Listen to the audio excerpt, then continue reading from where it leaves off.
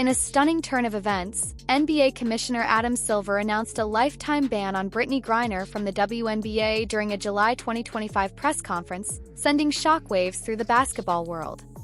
The decision, tied to an internal investigation, cited multiple rule violations and actions compromising the game's integrity. Griner, a two-time Olympic gold medalist and WNBA icon, went from a league cornerstone to an outcast overnight. Fans are reeling, demanding answers. What did Griner do? Is this about corruption, favoritism, or something deeper? With leaked audio, player testimonies, and swirling rumors, the story is far from over. This isn't just a ban, it's a crisis threatening the WNBA's credibility. Griner's fall from grace is staggering. A 6'9" center for the Phoenix Mercury, she's been a dominant force since being drafted first overall in 2013. Known for her dunks, shot blocking, and all-star performances, she led the Mercury to a 2014 championship and earned global fame with Team USA. Her face graced Nike ads, her jersey adorned court sidelines, and her presence packed arenas. But whispers of trouble, locker room tensions, referee disputes, and off-court controversies dogged her for years. The WNBA, reliant on her star power, overlooked these red flags until they became impossible to ignore. Silver's announcement marked a brutal end. No suspension, no fine, just a permanent exile. The investigation, sparked by mounting concerns, uncovered what Silver called a breach of integrity. Insiders point to allegations of Griner influencing game outcomes, possibly through referee interactions or locker room dynamics. Leaked audio, allegedly from a conversation involving Griner, surfaced in July 2025, hinting at discussions about matchups and pressure points. While details remain scarce, sources claim the recordings implicated her in efforts to sway calls during tight playoff races. The WNBA, already under scrutiny for inconsistent officiating, faced a nightmare, a star player potentially undermining competitive fairness. Silver, stepping in where WNBA Commissioner Cathy Engelbert hesitated, acted decisively, stating, "There is no place in basketball for actions that compromise the game." The scandal didn't emerge in a vacuum. Griner's 2022 detention in Russia on drug charges exposed her to intense public scrutiny, with some questioning her conduct off the court. More recently, a May 2025 viral clip sparked controversy when former NCAA swimmer Riley Gaines claimed Griner called Caitlin Clark a trash F white girl during a game.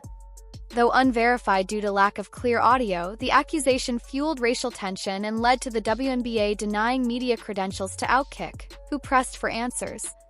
The league's No Space for Hate campaign felt hollow as it dodged comment, raising questions about selective enforcement.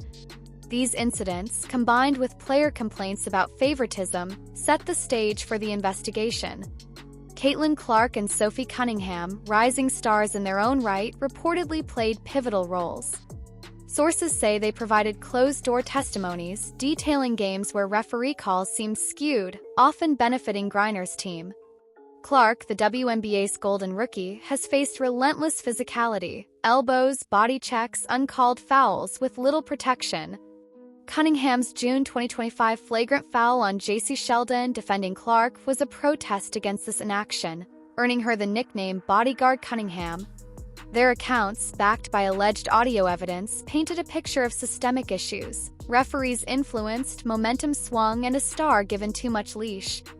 Without their courage, the league might have buried the issue to protect its image. Cathy Engelbert's role is under fire. Insiders claim she knew of Griner's behavior, locker room disputes, skipped protocols, and referee clashes, but prioritized PR over accountability. Her silence as complaints piled up from players, coaches, and fans allowed the situation to fester. Now, with Silver's team taking over discipline, Engelbert faces an internal review, and calls for her resignation are growing louder. The WNBA's failure to act earlier has exposed a leadership crisis, with fans and players questioning whether the league can govern fairly. If Engelbert ignored warnings to shield Griner's star power, it's a damning indictment of a system that let problems grow unchecked.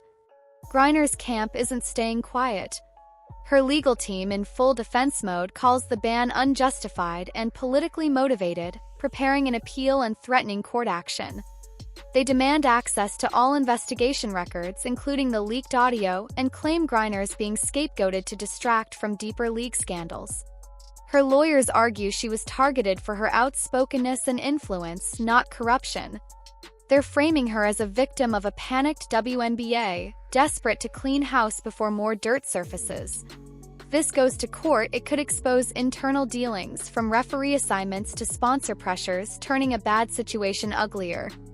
Then there's the gender controversy, a rumor too wild to ignore but lacking credible evidence. Social media posts and unverified reports in July 2025 claimed Griner isn't biologically female, citing alleged documents and league memos. These claims, amplified by X posts and YouTube videos, suggest the WNBA hid this to protect its brand. However, no medical or legal proof supports these allegations, and Griner's team calls them baseless attacks meant to smear her. The WNBA's hormone rules, in place for years, addressed Griner's naturally higher testosterone in 2013, but no evidence of mandatory sex testing exists. Raising this issue risks fueling transphobia and distracts from the core issue, alleged corruption. Yet it's added fuel to the fire, with hashtags like #StandWithGriner and #BoycottWNBA trending as fans pick sides. The fallout is seismic. Sponsors are pulling back, TV networks are rethinking deals, and the WNBA's golden era, fueled by stars like Clark and Angel Reese, is at risk. Rookies entered with hope, but now navigate a league mired in drama. Parents of future players may hesitate to send their daughters into this chaos. The WNBA's credibility hangs in the balance, with fans questioning what else the league's hiding. Silver's ban aimed to restore integrity, but it's exposed cracks in the system, officiating flaws, leadership failures, and a culture of selective accountability. Griner's legacy is in tatters. Once a symbol of resilience, she's now a lightning rod for debate. Her teammates, like Diana Taurasi and Sue Bird, rally behind her, calling the ban discriminatory, while others see it as justice for a player who crossed lines.